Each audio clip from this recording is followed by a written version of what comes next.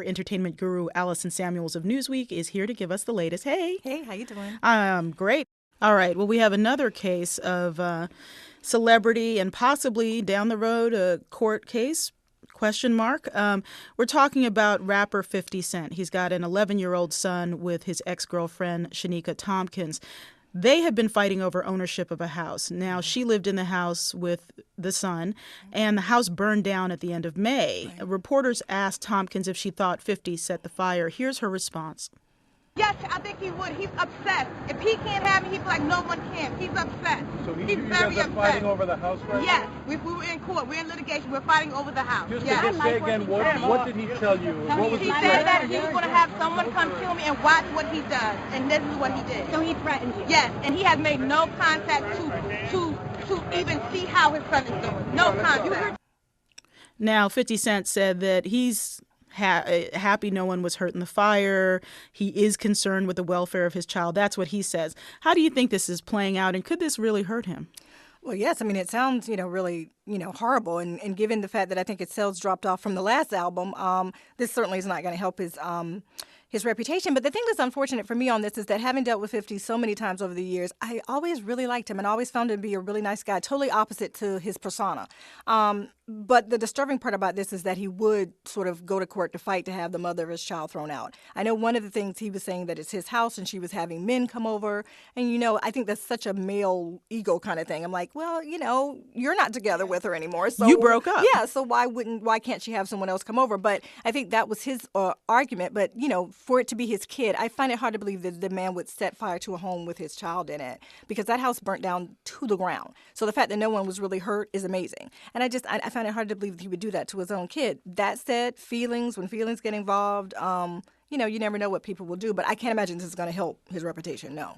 Now, if this continues, not even necessarily to the point of charges, but to a formal investigation, do you think that some of his big endorsement deals will fall through? Oh, I think so. I think that's the thing. He's been such a savvy businessman over the last couple of years with so many deals with different, from his clothing company to vitamin water. He's been really smart about those things. That's why it's another reason why I sort of feel like, why would he put himself in this position when he had so much to lose? But I don't think it's any way that those endorsements will stay intact when you're being accused of basically trying to kill your own family.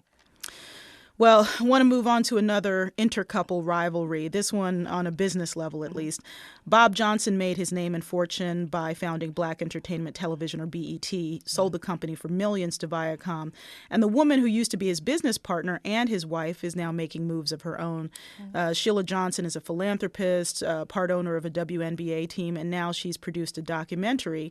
It's called A Powerful Noise. What's it about? It's about actually poverty and how it affects women all over the world. And in the documentary, she has a woman from Africa, a woman from Vietnam, and a woman from Bosnia. And it basically shows how no matter where these women are in the world, they still suffer from the same type of, ailments because they don't have money, and they're not able to make ends meet. So it's a really great film. I mean, I really admire Sheila for actually doing this and sort of bringing to the world stage that most women around the world live on $2 a day and they have to take care of their children with that, and that this is something that the world needs to understand, because if women, cannot survive, the fabric of the world sort of suffers. That's sort of her overall point. So it's a great documentary. Is there any irony or just, I guess, even common sense to the idea that it's airing on BET's rival TV One? I think that, Kathy Hughes is TV One, who's a woman, an African-American woman. So, I mean, in that sense, I can see where she would feel like, okay, this is someone who would understand this plight a little bit better. BET is not necessarily known for its documentaries on the betterment of the world. So I can also see her wanting to put it on a network that was a little bit more serious than BET, which is mostly videos. But also, the divorce between Bob Johnson and Sheila Johnson was very ugly. I think, if anyone sort of remembers it, it was not a very pleasant situation. So I don't see why she would try to embrace BET with this. All right, finally and briefly, Forbes magazine has a list of the most powerful and wealthiest celebrities in the world. 4 of the top 10 are Black, or Black and Cablinasian. We're talking about Oprah, Tiger, Beyonce, and Jay-Z.